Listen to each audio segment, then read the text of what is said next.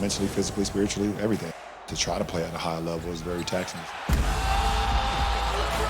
Who else but the king? The legend of LeBron continues to grow. How taxing is very taxing. It's a lot of dedication, a lot of hard work, and a lot of long hours. Work hard till I die to the top, take it with me. No heights in my greatness. Now I'm free from the limits, I can fly like I'm weightless. If you love the game and you love the process and you love being great, then you don't mind taking the tax that comes with it. Pretend. Hey, welcome to NBA Today, presented by ESPN Bet. She is the one and only Chiney Ogwumike. He is Austin Rivers, and Captain Double-Breasted Suit over there. It's clean. Is CJ McCollum. Clean. He came in and he said, "You know what? I mean, what is it? Is that the Joker suit? Isn't that what he? Is that what it is? Yeah, if it was Riddler. It's the Riddler. Yeah, That's it. The Riddler. Riddler clean on video. Right. Taking himself out a little bit. I'm Malika Andrews. We are here live in ESPN's New York Seaport studios. The NBA draft just over 24 hours away. Good thing we got our number one pick here in the building. We're going to get to the draft, but we're going to start out west because JJ Redick, he was introduced as the Lakers head coach on Monday. He spoke for the first time about his new role. Take a listen. Sitting in this seat, I know what the expectations are. Lakers fans have some of the most passionate fans around the world, and the expectation is a championship. And so it's my job, it's our staff's job, it's Rob's job, it's all of us to deliver a championship caliber team. That's what I signed up for. I don't really have a great answer for your question because I really don't give a like, honestly. I want to coach the Lakers. I want to coach the team. I don't want to dispel anything. I don't. I want to become a great coach in the NBA, and I want to win championships, and I want my players to maximize their careers. That's all I care about.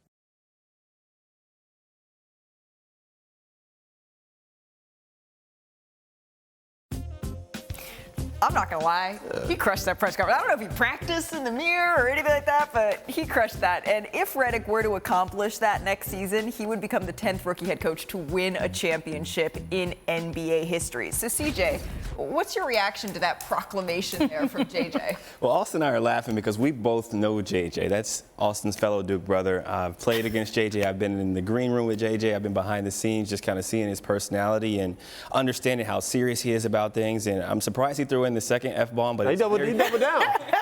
he absolutely doubled down. And I think Laker fans are going to appreciate him because he's stern, he's firm, he's going to be able to hold his players accountable. And he's the type of coach where you can hold his feet to the fire, because that's how you could coach him as a player like that. He expects accountability. He expects to be held at a certain level, and his focus is to win championships. I don't necessarily know that they have the roster to do that yet, but that is his focus, and he means what he says in terms of his preparation, his understanding of the roster, and what he wants to accomplish, and he really does not give a about what these fans think about him. Yeah, we're not going to do that twice. Not here. Not here. Don't do it here. Yeah, no, this is exciting. I mean, JJ is one of the more professional, calculated players I've ever played with. You know, he really every day on the job in terms of how he approached his craft was top tier. In fact, he showed me a lot playing with him in LA. He helped change me a lot of ways, just as in terms of being a professional. So, listen, it starts at the top. He has the respect with LeBron. That's where he has the podcast. Yeah. So it's going to trickle down. He's going to walk in the locker room from day one. AD, LeBron, they're going to see this guy, see that he has that respect, and from then on, be able to, have an impact. So we'll see how it goes early on. We all knew that podcast was going to end. Athletes know, that's not going to continue. Yeah. And now, Austin, you said the word professional, but I also think there's another P word that matters here. He is slightly polarizing. When he was a player, we all know that the way he played the game, the way he approached that fire made him polarizing. You went to Duke, you know this better than anybody else. That is a polarizing school. He's the guy. But I think, though, that brought out, being that type of figure, that fire, that professionalism, brought out the best in his game, National Player of the Year. But I do think this is the first time that he's not responsible for just himself. Right. How will that personality affect the locker room, the team? Because oftentimes when we think about players and coaches, you kind of want that stability, right? Yeah. He is fire. And so just seeing how he evolves, not as a coach, but also as a person, because the greatness has been brought out through that polarization.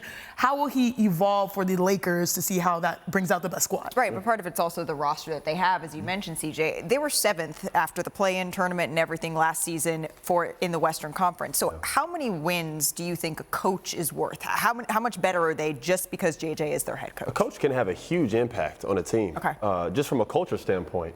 you know, forget X's and O's. That'll be, you know, judged during the season. He's going to be under a close watch with that, just as a new coach, coaching the Lakers, being in those crunch time moments. But I would assume that they're going to hire some veteran assistant coaches to help him out in that regard. But culturally, what are you setting the tone for? Is it needs to be known that it's his, not LeBron's, not AD's. Right. It has to be coming from JJ. And I do think JJ, to your guys' point, to both your point, he is stern enough to be able to walk in the locker room and demand that and want that respect from day one. Listen to what JJ said about LeBron's influence, or maybe the lack thereof, during his interview process. LeBron and I did not talk about the Lakers job until Thursday afternoon, about 30 minutes after I was offered the job.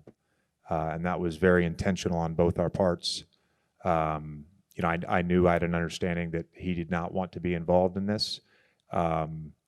And for me, I didn't want to go down the path of hypotheticals with someone that I consider a friend and someone that I have a great amount of respect for. You believe him? Everybody makes the face. All right. On ESPN.com, our Lakers reporter. Yeah, nah. There you go. Dave McMenamin, he said this in part on LeBron's looming contract situation. LA is committed to re-signing James and would offer the maximum 3-year deal for which James is eligible. That would take him through his 24th season in the NBA. So we kind of talked about this, though. LeBron James, JJ, the voice of the locker room, it's sort of all inextricably linked. How do you separate that out? Whose locker room is this? I think it's always the player's locker room, the best player on the team's locker room, right? So it starts with them. Obviously, LeBron James is arguably the greatest player of all time. Obviously, he passed this off to AD and said that AD's the future. I'm only going to be here for a few years. Don't make your coaching decision based on me. They said, okay, LeBron, we're still going to ask you for your opinion because you are our franchise. He denies it. JJ denies it. We believe both of them. Sure. But I think the key is this. You said that really well. LeBron's bought in. AD's brought in, the front office is bought in. That means the rest of the roster will buy in because JJ is a worker. You see what Austin Rivers said about him in terms of his preparation, how serious he is to the game, and basically called him a basketball genius. So that's showing you the rest of the roster is bought in. Your question about wins, I think players win games, but when you believe in your coach, when you're riding with your coach, that gives you 3 to 5 more wins out of respect to your coach because you want to perform for him, you want to be prepared. You might not stay out as late in Miami. You might not stay out as late in Toronto because you understand what's at stake here. And for LeBron, Toronto. Shout out to Toronto. For LeBron, now we know where to go. That's a sleeper right there. Toronto. Toronto's crazy. You're not Restaurant scene. You're not sleep anymore, but I think the key is this. This is LeBron's window to win a championship, so everyone's going to put their best foot forward, and obviously JJ wants to make a lasting impression and show that he's just as locked in on this as he was his jump shot. So I like that. That was a good little line there. Do you think that LeBron should sign that 3-year max extension with the Lakers? I do. I mean, we heard when he first got to LA that this was a lifestyle decision. Yeah. He's a leading all-time scorer. He's won his championships. He's done everything he's wanted to do. His family's out there. His kids at Sierra Canyon. His daughter's in school there.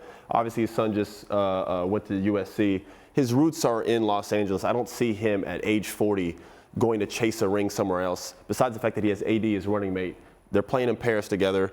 They have pieces there, something that you can work with in terms of maybe adding something else, trading something. They're not far away. Obviously, JJ's an exciting hire. I think you stay put, man. To get Max at 40 years old just tells you the greatness that we're dealing with here. Yeah, and I also think that we all know this is likely LeBron's final chapter. What did you say? 24th season? Come on now. So if he's, like you said, built his most recent roots here, I don't think there's much change coming in the future. But CJ, you said something that was really interesting when it comes to players and coaches, who impacts the most with winning or losing games.